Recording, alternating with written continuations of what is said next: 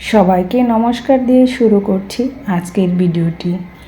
আমরা মোচা কাটতে সবাই পারি।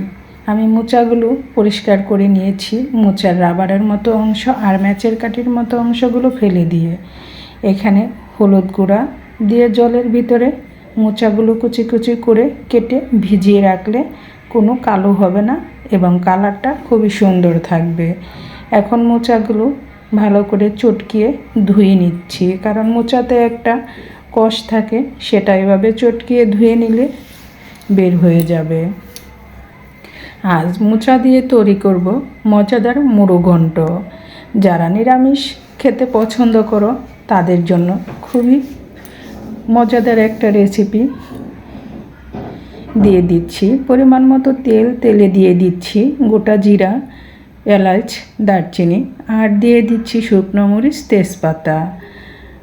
এই পুরনগুলো এই মোচার ঘণ্টটাকে দারুণ মজাদার করবে। আর এখানে দিয়ে দিচ্ছি কাঁচা জিরা, আদা বাটা দিয়ে হালকা একটু ভেজে নেব। মশলাটা ভাজা হয়ে গেলে এখানে দিয়ে দিব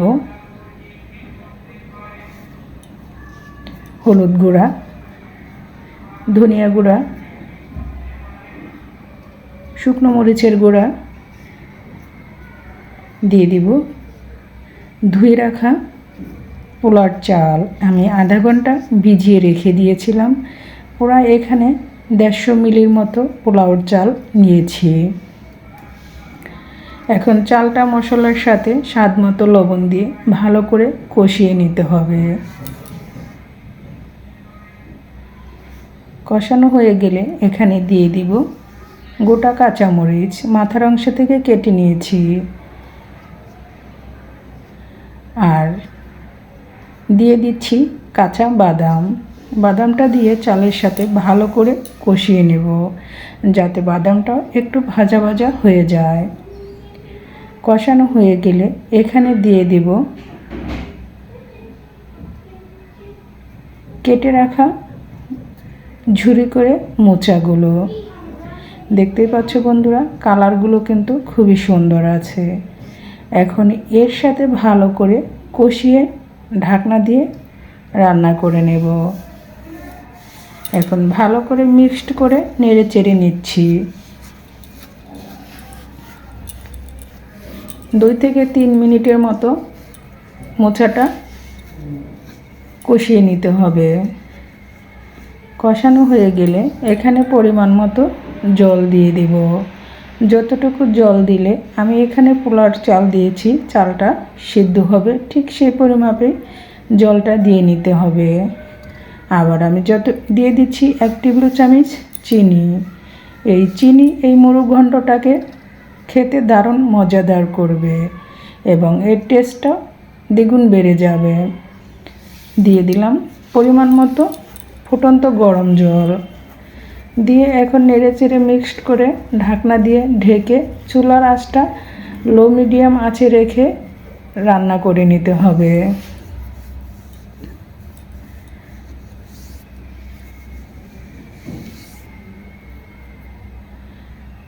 আমি 5 মিনিট রান্না করে নিয়েছি। 5 মিনিট পর ফিরে আসছি। দেখতেই পাচ্ছ বন্ধুরা, আমার মোচার ঘণ্টটা কিন্তু একদম পুরোপুরি সিদ্ধ হয়ে গিয়েছে। এখন নেড়ে চেড়ে আবার মিশিয়ে নিচ্ছি। যারা মোচা খেতে পছন্দ করো একবার এভাবে হলো ট্রাই করে দেখো, খেতে কিন্তু দারুণ লাগে।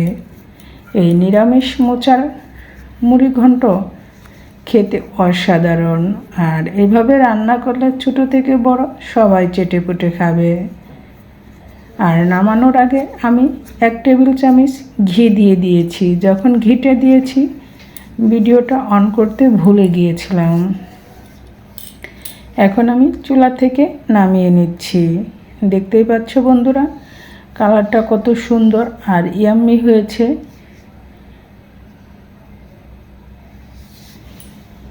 নিরামিষ মোচার ঘণ্ট রান্না করা যতটা সহজ, খেতেও কিন্তু দারুণ সুস্বাদু। এই ছিল আজ আমার মজাদার মুড়ি ঘণ্ট। আর কিভাবে রান্না করলাম সেটা তো তোমরা দেখতেই পেলে।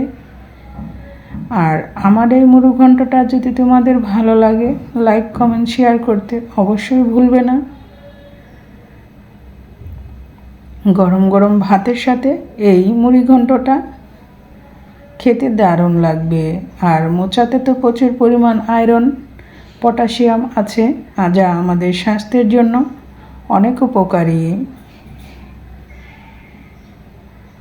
রেসিপিটা ভালো লাগলে একবার হলো ট্রাই করে দেখো। মোচা দিয়ে মুরগ ঘন্ট, এই ছিল আজকের রেসিপি। সবাই ভালো থেকো, সুস্থ থেকো। আবার দেখা হবে তোমাদের সাথে নতুন ভিডিও, নতুন রেসিপিতে। আজকের মতো ভিডিওটি এখানেই শেষ করছি। সবার সুস্থতা কামনা করে এখানেই সবাইকে টাটা, বাই বাই।